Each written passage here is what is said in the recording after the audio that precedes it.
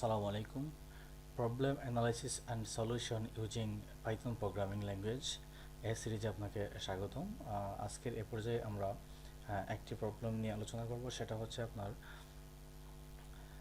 sum of two given integers. However, if the sum is between 20 to 30, it will return 25. ওকে, এমন একটা programme যেটা আপনার input হিসেবে ইন্টিজারকে নেবে এবং দুটি সংখ্যার যোগ যদি আপনার 20 এবং 30-এর মধ্যে হয় তাহলে রিটার্ন করবে 25, আদারওয়াইজ দুইটা সংখ্যার সাম রিটার্ন করবে। তো সেক্ষেত্রে আমরা প্রথমে আমাদের কাজ হচ্ছে যে দুটো সংখ্যা ইনপুট নেওয়া। ওকে, তাহলে আমরা ইনপুট হিসেবে প্রথমে দুটো সংখ্যা ইনপুট নিই। Number 1 equals to integer input into first number. ওকে,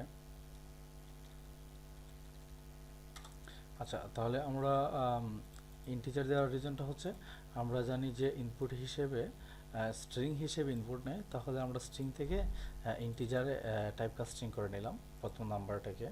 তারপর number two equals to integer input enter second number. Okay, তাহলে আমাদের প্রথম কাজটা হচ্ছে আমরা দুটো নাম্বার ইনপুট নিয়ে নিলাম।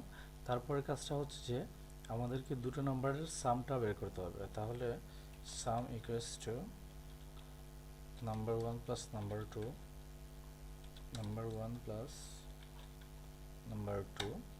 ওকে, তাহলে আমরা দুটি সংখ্যার সাম করে নিলাম।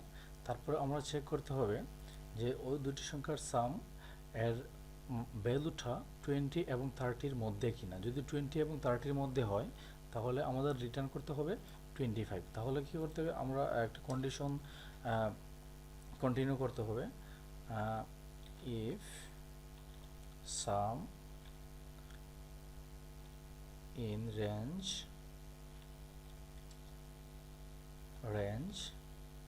20 to 30। ওকে, তাহলে প্রিন্ট করবে আমাদের 25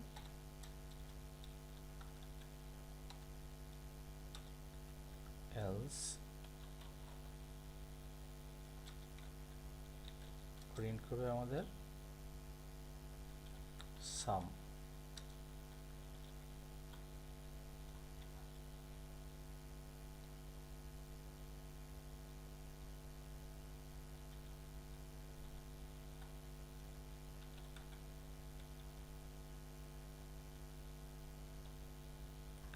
ওকে, তাহলে আমরা প্রোগ্রামটাকে একটু রান করে দেখি কি অবস্থা, আমাদের প্রোগ্রামটা কাজ করতেছে কিনা। আমাদের প্রোগ্রামটা হচ্ছে যে ওকে, তাহলে আমাদের ফার্স্ট নাম্বার ইনপুট নিতে হবে। আমরা যদি ফার্স্ট নাম্বার 10 নেই এবং সেকেন্ড নাম্বার যদি 15 নেই তাহলে আনসার আসতেছে 25। ওকে, ওকে, আমরা আরেকবার করে প্রোগ্রামটাকে রান করে নিই। তাহলে ফার্স্ট নাম্বারটা হচ্ছে, আমরা যদি ফার্স্ট নাম্বারটা 20 নেই এবং সেকেন্ড নাম্বারটা 4 নেই, আনসার আসছে 25। রিজনটা হচ্ছে যে আমরা প্রোগ্রামটাকে এমনভাবে তৈরি করছি যে প্রোগ্রামের দুটি ভ্যালুর যোগফল যদি আমাদের 20 এবং 30-র মধ্যে হয় তাহলে আমাদের রিটার্ন করবে 25। ওকে, তাহলে 20, প্রথম নাম্বারটা নিয়েছি আমরা 20, তারপর এটা নিয়েছি 4, তাহলে আমাদের আনসার হচ্ছে 24, 20 এবং 20 এবং 30-র মধ্যে, এই জন্য আমাদের আনসারটা আসছে 25। ওকে, তাহলে আমরা আরেকটা ভ্যালু দিয়ে চেক করি, সেটা হচ্ছে আমাদের যদি 25 ফার্স্ট ভ্যালু, সেকেন্ড যদি 30 নেই তাহলে আনসার আসছে 55।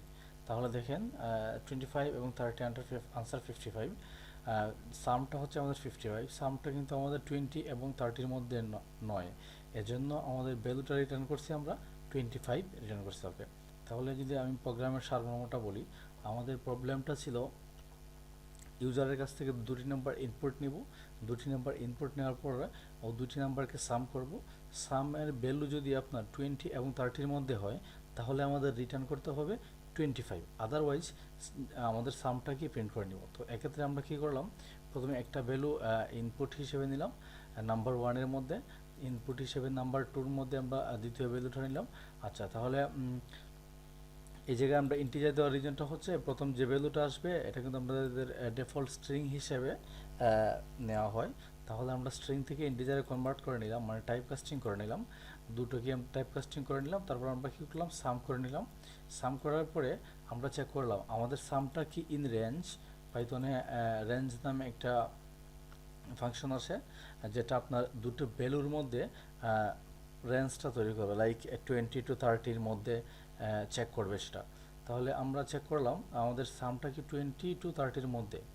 যদি 20 to 30-র মধ্যে হয় তাহলে আমাদের প্রিন্ট করবে 25, ওকে। আর যদি 20-র মধ্যে না হয় এলস, তাহলে আমাদের সামটা প্রিন্ট করবে, ওকে। পাইথন 3.8-এ আপনাদের একটা সুবিধা হচ্ছে, আপনারা যদি এই প্রথমে এফ দিয়ে লিখেন তাহলে আমাদের এই জায়গায় স্ট্রিংয়ের সাথে ইন্টিজার কোন ধরনের কনফ্লিক্ট করবে না, ওকে। তাহলে আমরা আজকে শিখলাম কীভাবে দুটি নাম্বারে ইনপুট নিয়ে একটা কন্ডিশন পরিচালনা করতে হয়, সেটা আমরা আজকে শিখলাম। তো নেক্সটে এ ধরনের সহজ সহজ প্রবলেম নিয়ে আমরা ধারাবাহিকভাবে কঠিনের পর্যায়ে আমরা আলোচনা করব। তো আজকের এ পর্যন্ত সবাইকে ধন্যবাদ, সাথেই থাকেন।